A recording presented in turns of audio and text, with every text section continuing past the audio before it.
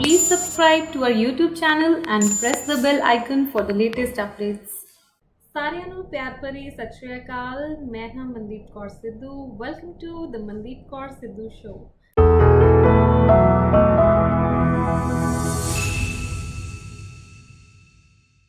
ਅੱਜ ਸਾਡੇ ਨਾਲ ਮੌਜੂਦ ਨੇ ਡਾਕਟਰ ਮਲਵਿੰਦਰ ਕੌਰ ਚੀਮਾ, ਜੋ ਕਿ currently national dental college Derabassi ਦੇ ਵਿੱਚ ਪ੍ਰੋਫੈਸਰ ਨੇ।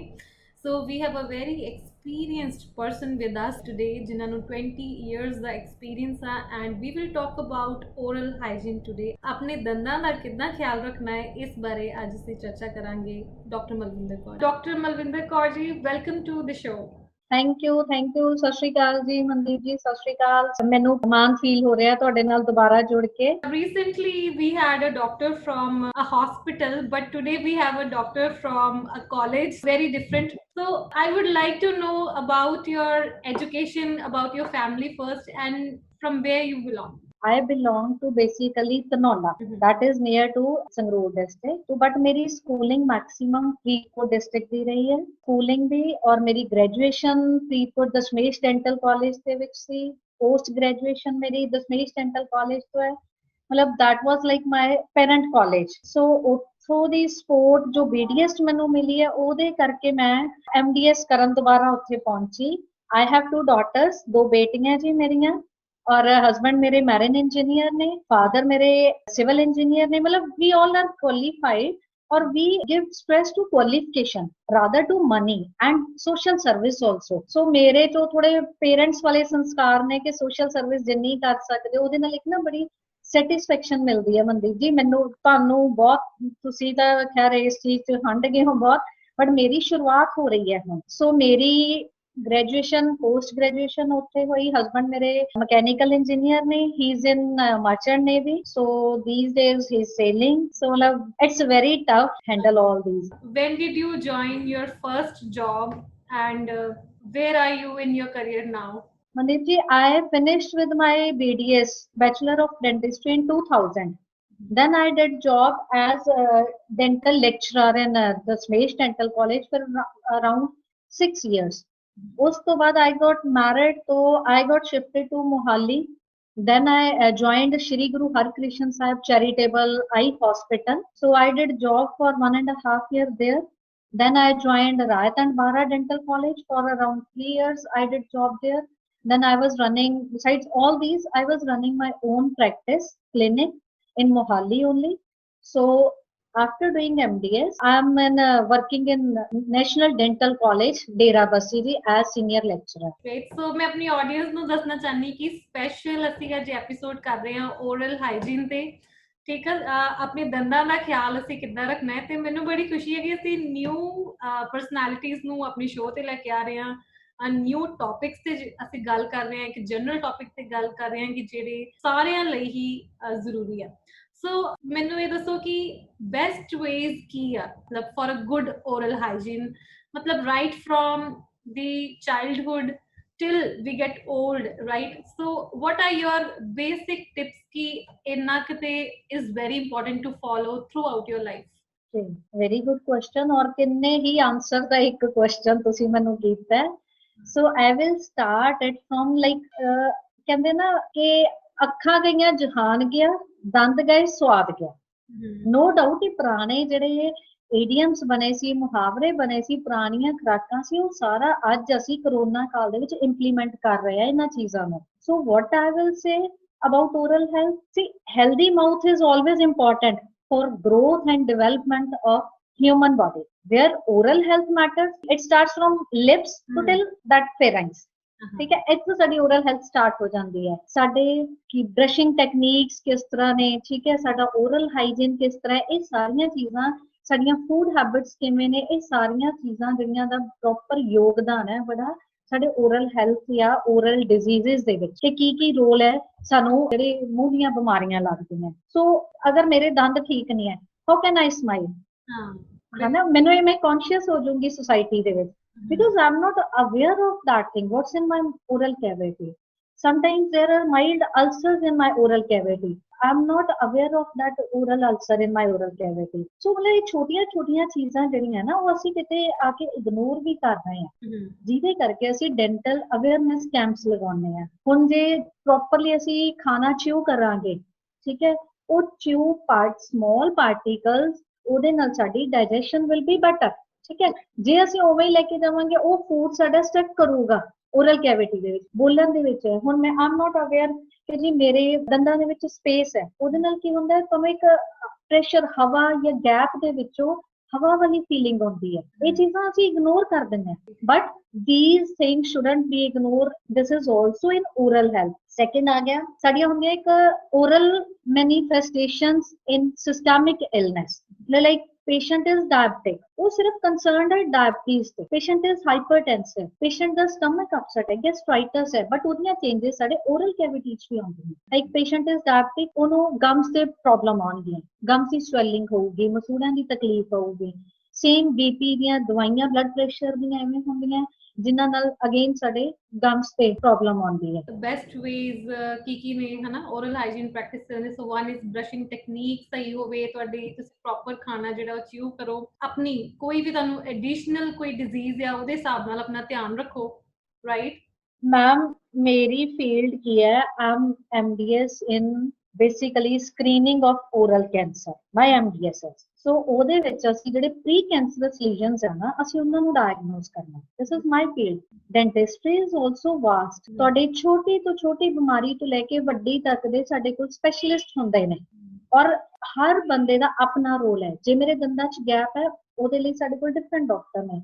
ਜੇ ਮੇਰੀ ਅਕਲ ਜਾੜ ਦਾ ਇਸ਼ੂ ਹੈ, ਉਹਦੇ ਲਈ ਡਿਫਰੈਂਟ ਡਾਕਟਰ ਨੇ। ਜੇ ਮੇਰੇ ਮੂੰਹ ਦੇ ਵਿੱਚ ਅਲਸਰਸ ਨੇ, ਉਹਦੇ ਲਈ ਸਾਡੀ ਬ੍ਰਾਂਚ ਆਉਂਦੀ ਹੈ। ਸੋ ਉਹਦੇ ਵਿੱਚ ਕੀ ਹੈ, ਜਦੋਂ ਪੇਸ਼ੈਂਟ ਆ ਰਿਹਾ ਮੇਰੇ ਕੋਲ, maybe he or she is not aware of mouth ulcer, he is not that aware of burning mouth. Patient lady especially stress, it's a burning mouth is stress related, so females are more prone to stress. ਉਹਦੇ ਵਿੱਚ ਕੀ ਹੁੰਦਾ ਹੈ, but they are not aware of their disease that ਅਸੀਂ ਉਹਨਾਂ ਨੂੰ history, ਸਾਡਾ best part ਕੀ ਹੁੰਦਾ ਹੈ, and most important is history taking part। ਜੇ ਅਸੀਂ history proper ਲੈ ਰਹੇ ਹਾਂ, ਉਹਨੂੰ ਪੁੱਛਦੇ ਆ, ਉਹਦੇ ਨਾਲ ਥੋੜਾ ਫੈਮਿਲੀਅਰ ਹੁੰਦੇ ਆ, ਉਹਨੂੰ ਪੁੱਛਦੇ ਆ ਜੀ ਤੁਹਾਨੂੰ ਕੋਈ ਫੈਮਿਲੀ ਇਸ਼ੂ ਤਾਂ ਨਹੀਂ, ਕੋਈ ਸਟ੍ਰੈਸ ਤਾਂ ਨਹੀਂ, ਬਰਨਿੰਗ ਤਾਂ ਨਹੀਂ ਹੋ ਰਹੀ ਮੂੰਹ ਦੇ ਵਿੱਚ? ਦੈਨ ਦੇ ਸੇ ਕਿ ਹਾਂਜੀ, ਬਟ ਮੈਂ ਕਦੇ ਦਵਾਈ ਨਹੀਂ ਲਿੱਤੀ, ਮੈਂ ਕੁਛ ਨਹੀਂ।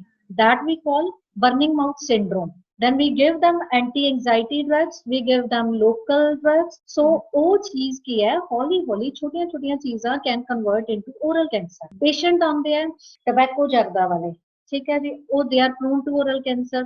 ਸਮੋਕਿੰਗ ਵਾਲੇ ਹੋ ਗਏ। ਇੱਕ ਛੋਟੀ ਜਿਹੀ ਐਗਜ਼ਾਮਪਲ, ਸ਼ਾਰਪ ਟੂਥ ਹੈ ਪੇਸ਼ੈਂਟ ਦਾ, ਬਟ ਉਹ ਨਹੀਂ ਆ ਰਹੇ ਕਿ ਮੈਨੂੰ ਕੋਈ ਤਕਲੀਫ ਨਹੀਂ ਹੈ, ਬਟ ਕੀ ਹੁੰਦਾ, ਚੀਕ ਬਾਈਟ ਜਾਂ ਟੰਗ ਬਾਈਟ ਹੋ ਕੇ ਉੱਥੇ ਇੱਕ ਅਲਸਰ ਬਣ ਜਾਂਦਾ। ਉਹ ਅਲਸਰ ਹੌਲੀ ਹੌਲੀ ਵਿਦ ਦ ਟਾਈਮ ਗਰੋ ਕਰਦਾ ਹੈ, ਔਰ ਗਰੋਇੰਗ ਦੇ ਨਾਲ ਨਾਲ ਉਹ ਇਟ ਮੀਨਸ ਉਹਦੇ ਸੈਲਸ ਇਨਕਰੀਜ਼ ਕਰ ਰਹੇ, ਜੋ ਕਿ ਤੁਹਾਡੀ ਕੈਂਸਰ ਦੀ ਸਟੇਜ ਆ ਸਕਦੀ ਹੈ। But this is pre malignant ulcer, it could be. So awareness ਹੋਣੀ ਬਹੁਤ ਜ਼ਰੂਰੀ ਹੈ। ਟੰਗ ਬਾਈਟਿੰਗ ਹੋ ਗਈ, ਸਾਰਾ ਇਹ ਚੀਜ਼ਾਂ ਨਾ ਅਸੀਂ ਇਗਨੋਰ ਕਰ ਰਹੇ ਹਾਂ, ਅਸੀਂ ਛੋਟੀਆਂ ਛੋਟੀਆਂ ਚੀਜ਼ਾਂ ਨੂੰ ਇਗਨੋਰ ਕਰ ਰਹੇ ਹਾਂ ਆਪਣੀ। ਮੈਂ ਅੱਗੋਂ ਪੁੱਛਣਾ ਸੀ ਕਿ ਨਾਰਮਲੀ ਹੌਲੀ ਹੌਲੀ ਜਿੱਦਾਂ ਜਿੱਦਾਂ ਏਜ ਵੱਧਦੀ ਹੈ ਤੇ ਦੰਦ ਜਿਹੜੇ ਉਹ ਖਰਾਬ ਹੋਣ ਲੱਗ ਪੈਂਦੇ ਆ, ਰਾਈਟ? ਸਭ ਨੂੰ ਕੋਈ ਨਾ ਕੋਈ ਟੂਥ ਡਿਕੇ ਦੀ ਇਸ਼ੂ ਆਉਂਦਾ ਹੈ, ਕੈਵਿਟੀਜ਼।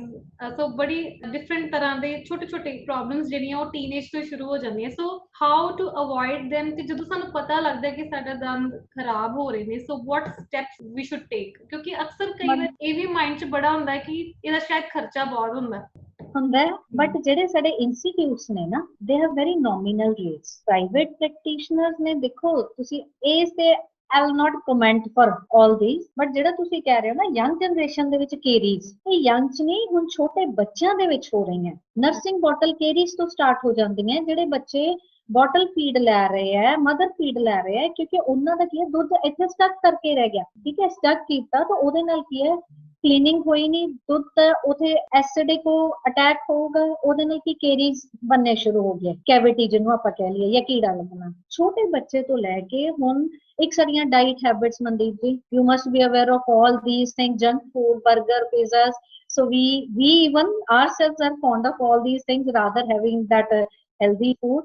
ਉਹ ਸੇਮ ਕਰੋਨਾ ਨੇ ਸਾਨੂੰ ਸਿਖਾਤਾ ਘਰ ਦੀ ਰੋਟੀ, ਦੁੱਧ ਚ ਹਲਦੀ, ਕਾੜਾ ਕੂੜਾ ਬਣਾ ਕੇ ਪੀਣਾ।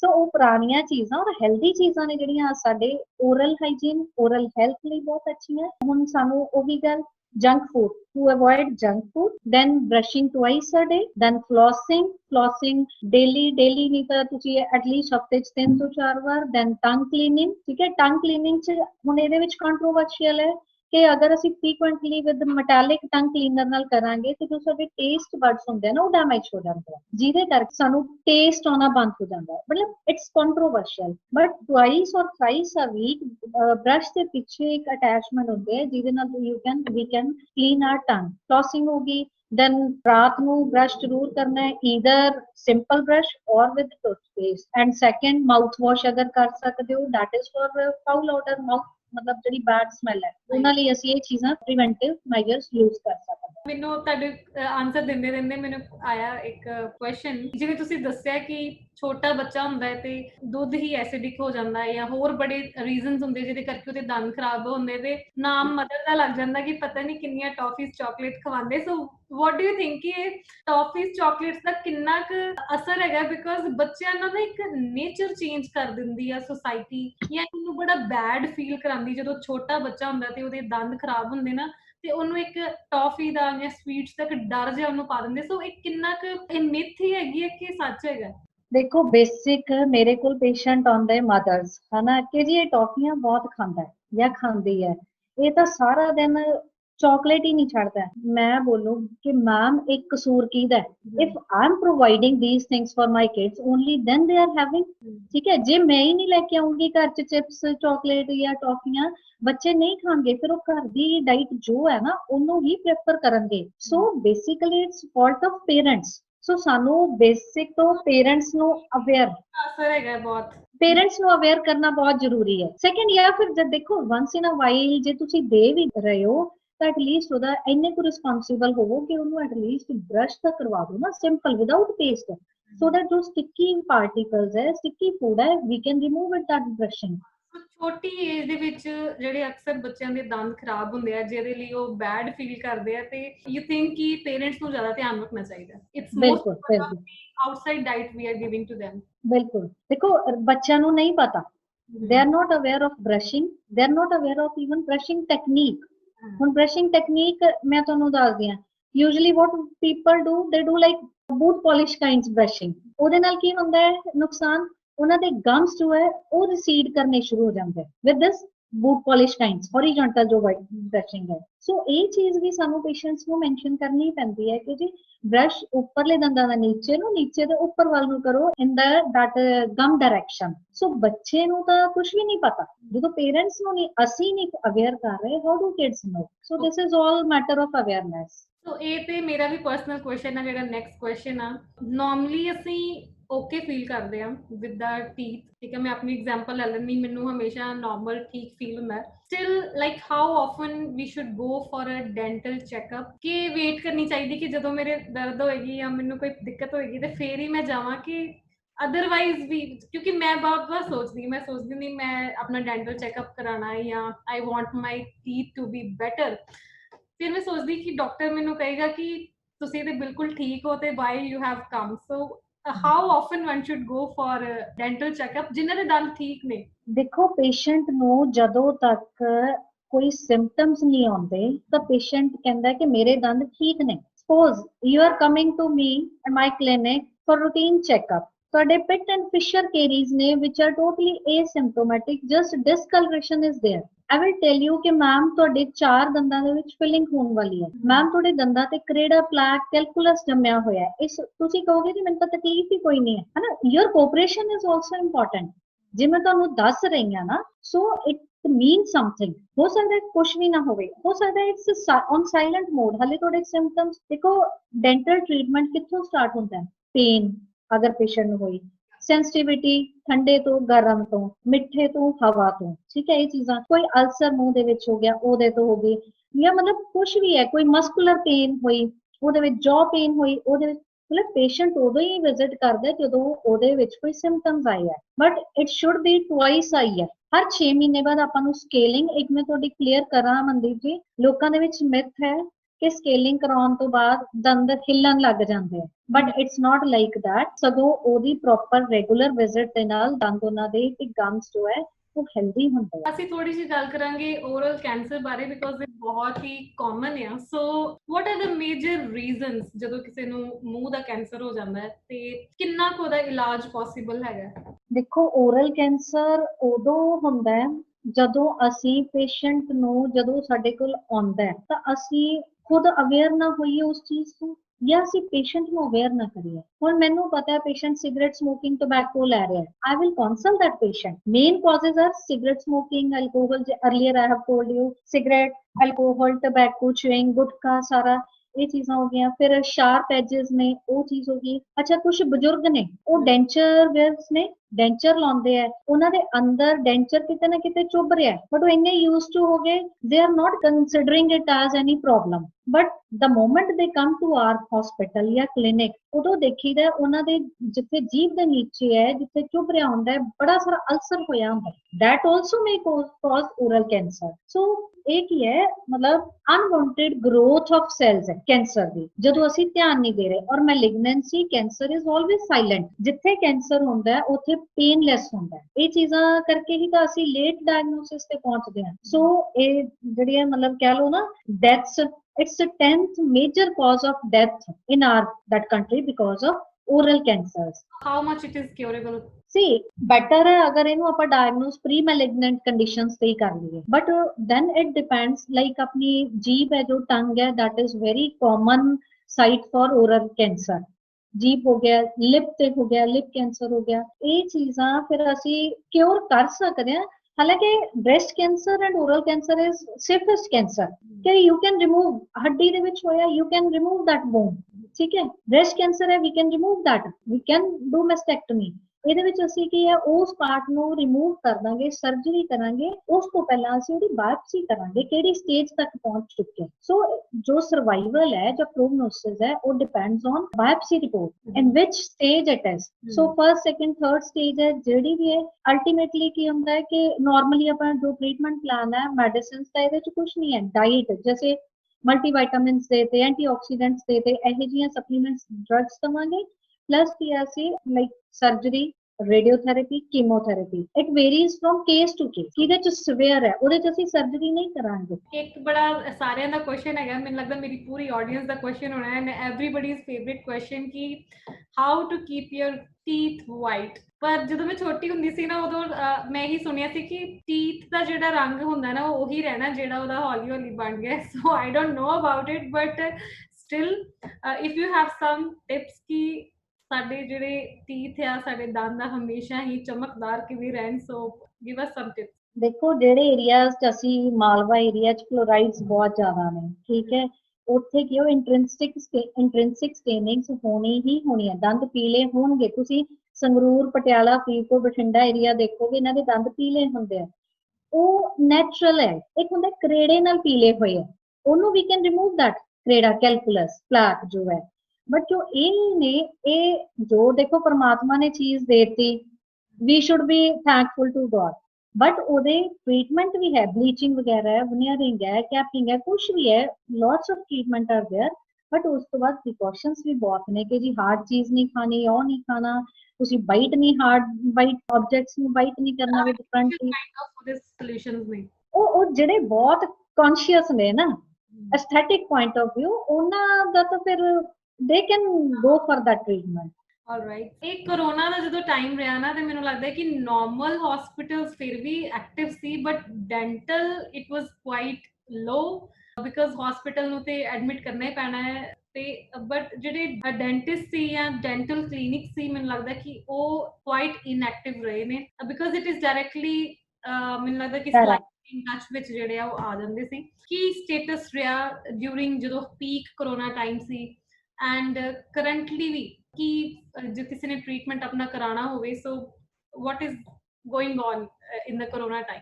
ਜੀ ਮੈਮ, ਹੁਣ ਥੋੜਾ ਜਿਹਾ ਚਲੋ ਲੋਕ ਵੀ ਅਵੇਅਰ ਹੋ ਗਏ, they have started taking immunity boosters, immuno boosters, ਆਪਣੀ ਇਮਿਊਨਿਟੀ ਹਾਈ ਕਰਨ ਲੱਗੇ, ਡਾਈਟ ਪ੍ਰੋਪਰ ਲੈਣ ਲੱਗ ਗਏ। ਹੁਣ ਤੁਸੀਂ ਦੇਖੋਗੇ ਮਾਰਕੀਟ 'ਚ ਘੱਟ ਰਸ਼ ਹੁੰਦਾ ਹੈ, ਘਰ ਦੇ ਵਿੱਚ ਚੀਜ਼ਾਂ YouTube ਦੇਖ ਕੇ ਜ਼ਿਆਦਾ ਬਣ ਰਹੀਆਂ ਹੁੰਦੀਆਂ।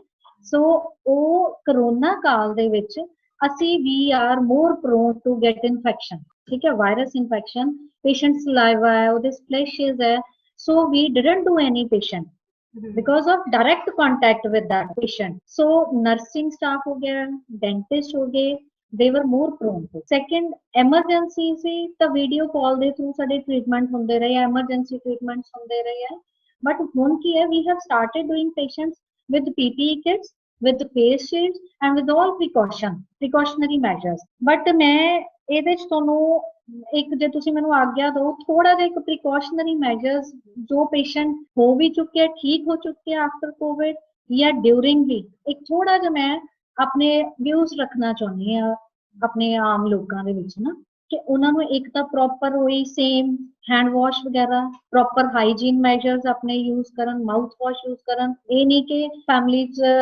दो बंदे अगर सेम रूम दे विच क्वारंटाइन है, they can use same that mouth wash, no, they should use their own. और उन्हां दे tooth brush, tooth paste on different kits it should be, कि it should also be far from each other, वो चीज होनी चाहिए। फिर जो तुहाडियां oral hygiene, same measures, flossing twice, brushing and all. फिर जदों तुसीं when you rinse, your tap should be washed with disinfectant। ये चीज ਨੂੰ बहुत ध्यान रखना है, क्योंकि ਉਹੀ ਕੰਟੈਕਟ ਫਿਰ ਦੂਸਰਾ ਬੰਦਾ ਕਰ ਰਿਹਾ ਨਾ ਉਸੇ ਟੈਪ ਨੂੰ।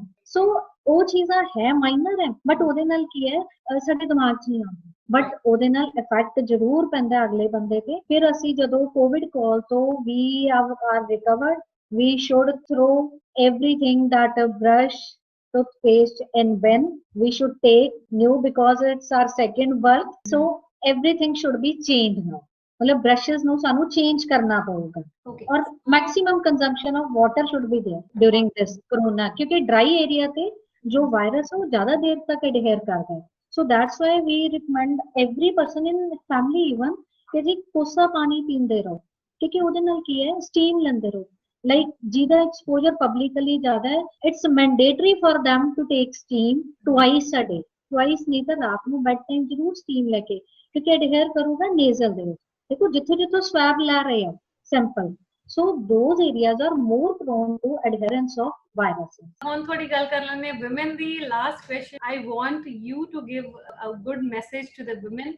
मैं अपनी ऑडियंस ਨੂੰ ਵੀ ਦੱਸਣਾ ਚਾਹਨੀ ਕਿ ma'am is doing full time work also, managing her family also, so one ambitious woman we can say। So how do you make work life balance, and what is your suggestion, what is your say to women, those who don't opt for a job or for any kind of business? Ma'am, where there is a will there is a way।